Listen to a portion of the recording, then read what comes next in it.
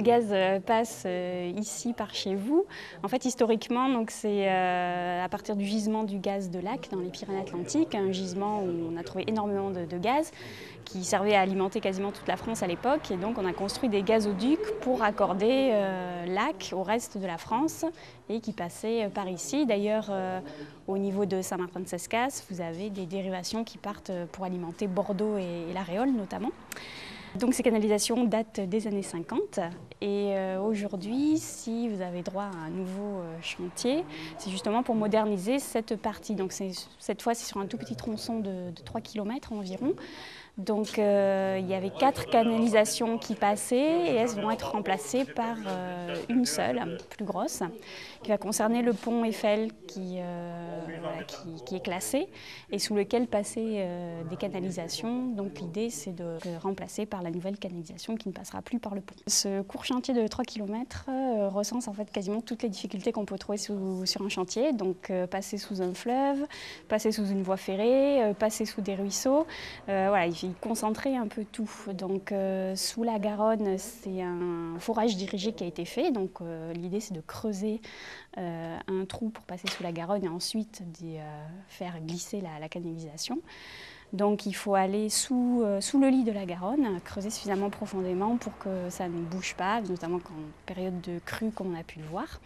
Donc il faut aller chercher dans les marnes qui sont en dessous. Alors là, on est à peu près 18 mètres sous le lit de la Garonne et sur une distance de 480 mètres à peu près. Là, donc, la pose de la canalisation se termine et ils vont commencer à justement s'occuper des anciennes canalisations, voilà, à les retirer aux endroits où elles devront être retirées ou à les inerter aux endroits où elles vont rester dans le sol. Alors l'objectif de ce projet était tout simplement de moderniser un réseau construit en 1954. Tout simplement un réseau transport de gaz naturel qui partait à l'époque de la station de compression sur la commune d'Oros et qui remonte jusqu'à une autre station de compression qui est située à Sauveterre de Guyenne. Le point particulier était donc sur entre la commune de Saint-Loubert et la commune de Saint-Martin-de-Sescas. Donc la commune de Saint-Loubert étant située ici.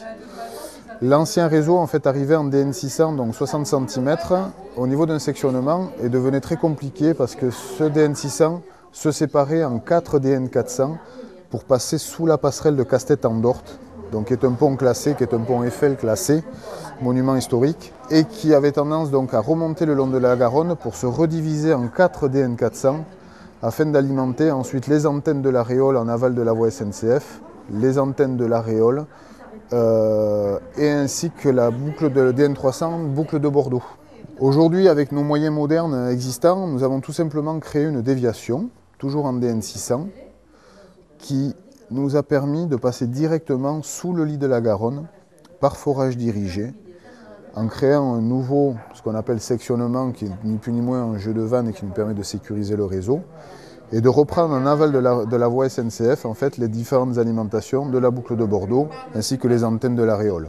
Maintenant, notre deuxième phase de travaux nous permet d'abandonner toutes ces anciennes canalisations et en l'occurrence d'abandonner les canalisations qui étaient situées et accrochées sous la passerelle de Castet-en-Dorte.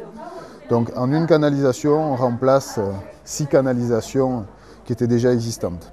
Le point très spécifique de ce chantier-là était donc la traversée de la Garonne, qui constitue un forage dirigé sur 480 mètres de longueur. Alors comme on peut voir, aujourd'hui la canalisation se situe à 18 mètres de profondeur par rapport au lit inférieur de la Garonne et ensuite à 30 mètres par rapport à la surface de la Garonne. Pour cela, il a des études spécifiques, 4 ou 5 ans en amont, des études de sol ont été réalisées pour voir en fait où se situait la Marne qui est donc la partie la plus dure et la plus compacte en fait, qui se situe sous le lit de la Garonne.